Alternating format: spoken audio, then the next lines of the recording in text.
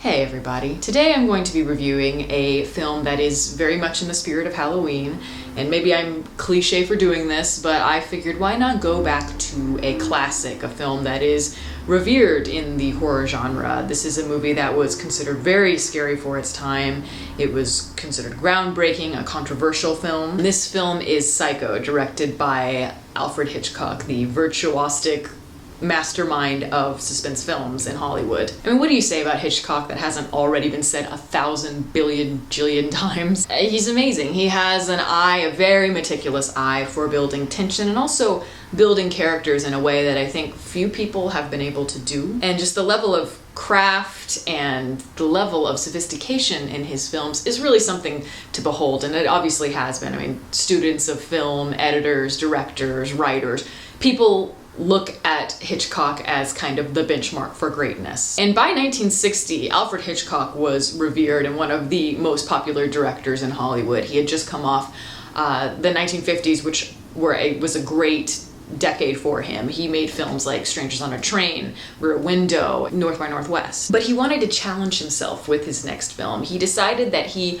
wanted to have a very small budget to see if he was capable of creating the same tone, the same impact on an audience that he could with a really big budget film like North by Northwest. And he did just that with Psycho. And this is a film that, as I said, broke all sorts of boundaries, and it changed the way that horror films were shot in terms of the violence. And I wouldn't even just say horror films. I think just in terms of the way that violence is created, the atmosphere for violence and the way that it was shot and depicted in films changed dramatically after this film. And I think films like Psycho and, of course, the infamous shower scene, to me is a perfect representation of how you can manipulate an audience. You can make them feel like they're seeing so much more than they actually are, and that's a great way to get past the censors, especially in its day. So in that respect, this is a film that is very fascinating. And it's really hard to talk about this film without going into spoiler territory, so if you haven't seen this film, maybe don't watch this review because I'm probably going to reveal a few things. The film, of course, is about Marion Crane, played by Janet Leigh, and she's a woman who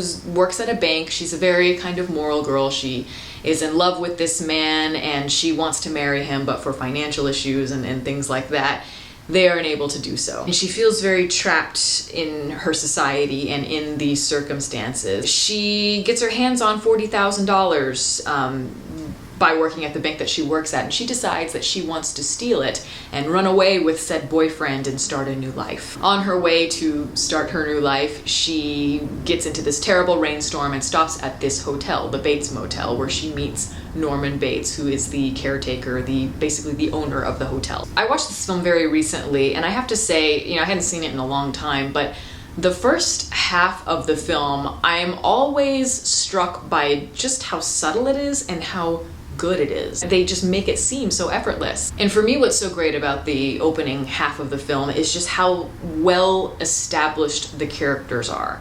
And that's something that we do not get often in horror films, especially nowadays. You can really feel the plight, the paranoia that Marion is feeling, especially that claustrophobia. They do this without resorting to any sort of cheap gimmicks. And when she meets Norman and they have dinner in the hotel parlor, the back room, that scene is something that should be studied, and I know it has been, but it should continue to be studied because that is one of the best scenes in any horror film ever, and it's just masterful. But I just love the camera, how subtle it is, how just a simple change to a low angle in a certain scene completely gives you a different idea of how you're supposed to view the character in that moment and from then on, and it's eerie. But what's so great is that the imagery and the tone of the film does not get in the way of the way the character's being built. It works in a way where it serves the character rather than drawing attention to itself. But the real key, of course, is the acting, and both actors are wonderful in this scene. But Anthony Perkins, who plays Norman Bates, I'm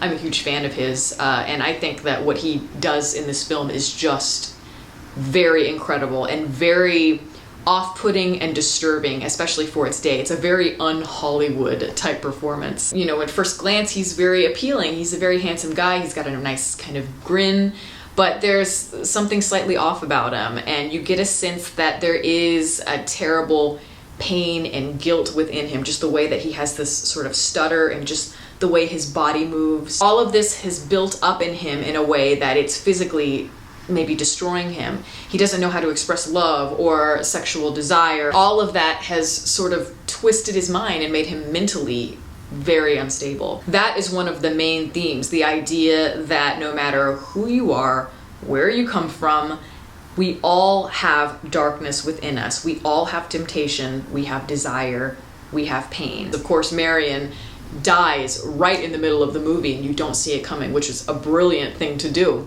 Very hard thing to do and in terms of how to build a narrative, but clever. And the way that it transitions from Marion's story to becoming Norman's story for a while he's cleaning up the mess, cleaning up the murder, is kind of where you start to see that get into the minds of the audience. And it's effortless because even though maybe one character is maybe more moral than the other, both of them have internal pain and both of them have this need to kind of escape their traps, as they say in the scene beforehand. And people can relate to that.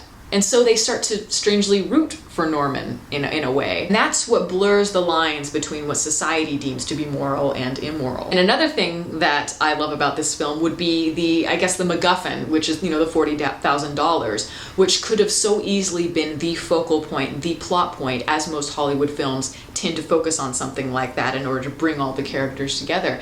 But it turns out not to be. Actually, the $40,000 is a complete red herring. It doesn't matter. It's more about the characters. It's another way for Hitchcock to trick the viewer in a very subtle way, and also trick the characters in the film in the second half. But for me, the second half of the film, while it's still good, it to me does not come close to the first half. By that point, the murder has happened and Marion's sister and her boyfriend go looking for her and trying to figure out what happened.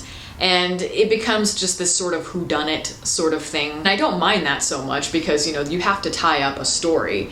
But I just never felt like Marion's sister or Sam, the boyfriend, they don't connect with the viewers in the same way. They just don't have the same level of exploration that Marion has or Norman has. And they work more as plot devices to bring the film to a close. And another thing that I really have a problem with in this movie is the last scene, or the second to last scene. I hate that scene so much. It's this scene where the actor from West Side Story comes in, he's basically the psychiatrist, and he spoon feeds the audience the answers, basically, to why Norman is the way that he is. And it's just really ridiculous. And I know why they did that. Because when you think about it, in 1960, mental illness was not nearly what it is today. Today, it's been explored and we know a lot more about it. At the time, not so much. If you were unstable, they just put you in a madhouse. And so they needed that scene to help audiences understand what it's like to be mentally disturbed and to have multiple personality disorder. Unfortunately, it's just overkill and it comes off as very dated nowadays. Had they have just cut that scene out and then gone to the very end where you see Norman all by himself and he's basically turned into his mother internally, I think that would have been far more chilling and left a lot for the audience to contemplate. So yeah, I have my issues with the film, and it's actually not one of my favorite Hitchcock films. While I do admire it and I like it a lot, it just doesn't have that emotional resonance for me that a film like Notorious has, or especially Vertigo. To me, that film is on a completely different level. It is so much more psychological, more emotional, and just darker. Honestly, I find the film more fascinating from a historical standpoint than I do the actual film itself. But with that said, I think that the first half of the film, maybe a little less than the first half, is just phenomenal. And this film is a film student's dream. It really is, because you could do, and I know it's been done many times. I mean, I started out as a film major and they made us watch shot-for-shot analyses of certain sequences in the film just because it's so well done and it's so, pun, picture perfect. If you haven't seen this film, check it out, revisit it. It's worth it because it is very, very good. And, it's Halloween, so why not? Anyway, that's my review. Thank you all for listening. If you'd like to follow me on Twitter, the link is below, and you can also like my Facebook page in the link below that one. Catch you next time.